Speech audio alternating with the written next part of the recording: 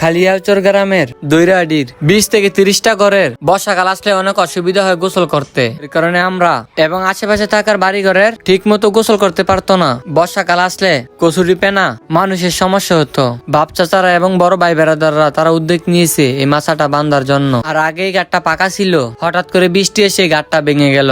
তারপরে থেকে মানুষের চলাফেরা যাতায়াত অনেকটা কষ্ট হতো এবং নদীতে গোসল করার সমস্যা হতো। এই ঘটনা যখন সাধারণ মানুষের ধৈর্যের সীমা বাইরে চলে যায়, তখন সোহেল ভাই এবং হৃদয় কাকায় এই মাছাটা বান্ধার উদ্যোগটা নিয়েছে। যারা এই জায়গার ভিতরে গোসল করে তাদের থেকে কিছু টাকা নিয়ে, তো এখন অনেক পরিশ্রমের পর মাছাটা বান্ধা হয়ে গেছে। তো এখন যারা যারা এই জায়গার ভিতরে কাজ করছে তাদেরকে দোকান থেকে ঠান্ডা এনে দেওয়া হয়েছে। আর আজকে আকাশে অনেক রোদ উঠেছে, এর কারণে সবার এই কাজ করতে একটু কষ্ট হইতাছে।